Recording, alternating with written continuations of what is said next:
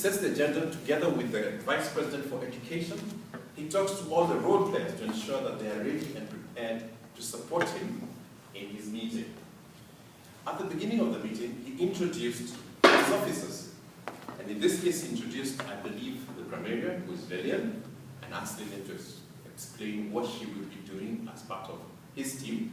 He introduced the timekeeper, and he introduced, I believe, the accounter as well. That, in a nutshell, is what the Toastmaster does. In many instances, he also does put forward a theme to give us a sort of continuity and to hold the meeting together. And that theme is carried through until the end of the meeting, and in many cases, we learn a little bit about that topic. Part of his team includes, as I mentioned before, the officers. The timekeeper, who I shall start with, helps us keep track of time. What Ravi is doing is taking note of how long each speaker takes, each section takes. He records it for two reasons. One, for those of us participating to ensure that we're keeping within the time allocated to us. And for another reason, to ensure that the Toastmaster keeps within his program. Now, this is a skill that is transferable even outside Toastmasters. How many of us here sit in meetings where we work? I'm expecting to see all of us. Okay. And how many times are you frustrated when the meeting takes forever? This is a skill that I think not only we Toastmasters, but Kenyans in general can really learn to use effectively. Because when meetings are within time, are concise, they tend to be very effective. It's a skill that we Toastmasters can transfer to the rest of the world, I believe. The other interesting role player within a meeting is a grammarian. We are a speech club, a public speaking club, and one of the things that a good speaker must be able to do is have good grammar. It is difficult for us to pick up good grammar as we go along life, and it is easier for us when it's picked out for us. And that's what the role of the grammarian is. They help us understand when we have used grammar wrongly, and I'm sure she's going to pick up some from my own speech as well. And she also praises when we have used particularly good phrases. The accountant is another member of the team who also helps us with our diction, with our use of words. Pause fillers and gaps in your speeches are not necessarily conducive for good speech, and by highlighting this, we get into the practice of speaking well. The other important, possibly the most important member of a meeting are the prepared speakers. Today we had two excellent speeches. I really enjoyed Caroline's speech, and Sanjiv's speech was quite thought-provoking. When we listen to these speakers, it's important to remember that they have spent hours preparing for this role. They have timed themselves, they have rehearsed, they've worked with a mentor, and they're looking forward to putting their best foot forward. Secondly, we learn a lot from their lives about running, about the cancers, and many other things that you'll hear in a meeting. So it's of double benefit. To us, we learn a skill in terms of communicating. He learns a skill in terms of presenting, and we pick up useful information. That is what a speaker brings to a meeting. But most importantly, especially with our speaker, is his evaluator. The evaluator works off the manual and has a guideline as to how he is to present his evaluation. And therefore, he is not speaking off the top of his mind. He is guided by what is in the manual and what that project that is being presented is all about. And he adds value not only to the speaker, but even to the rest of us who are speaking. There is the table topics session, and today our table topics will be by Nick Munyao. I think I saw him earlier, creeping in quietly. And this gives us an opportunity to all say something. Now, how many times are we ever called upon to speak impromptu? Somebody just turns to you and says, what do you have to say about this? And what usually happens at that point in your life? Your mind freezes, your knees freeze, and if you're in a hurry, you can pretend that your crutches are not working. practice of table topics as a cause of a meeting allows us to be able to speak impromptu, to think clearly, to be able to say, what shall be my opening, what should be the meat of what I'm going to say, and how shall I memorably close this. And as we practice that within the course of a meeting, we become better speakers, and when we eventually do present our prepared speeches, we're able to even translate into that. Those are the key essentials of a meeting, and you can see there's one role which I'm leaving for last, and that is the general evaluator. Now, there are two ways that clubs practice this role. Most of the Kenyan clubs usually call this role the master evaluator, and they leave it for last. And what he or she does is look at every aspect of the meeting, from the setup of the room, from the program that has been prepared by the Toastmaster, conduct of the Toastmaster, the various officers, the speakers, the evaluators, and makes suggestions for improvement. That is generally how we do it in many of the Kenyan clubs. I know in this club it's a little bit different because the general evaluator also works closely together with the officers, again, to improve the quality of the meeting.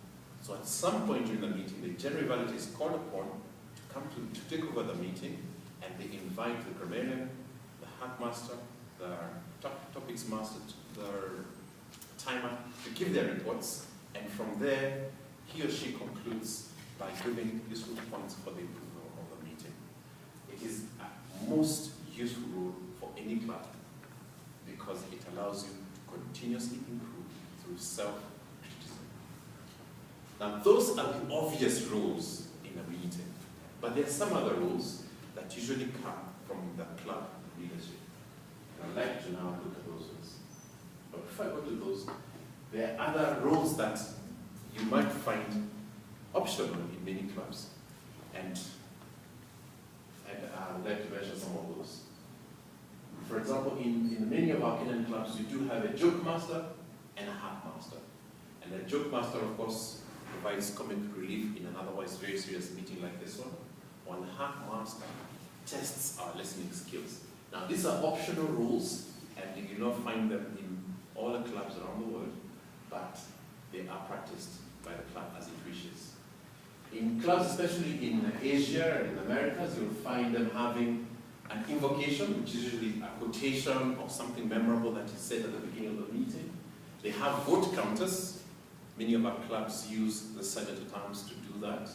And sometimes you'll find a role of a parliamentarian who looks at the procedure and the processes that are used in the meeting and corrects them where there is an error. And usually we reserve that role in many of our Kenyan clubs for the club president. Now, the clubs also have various officers. And I know that early birds is still pretty young in its development, but these are roles that we'll begin to see. The senator terms is the person who sets up the room.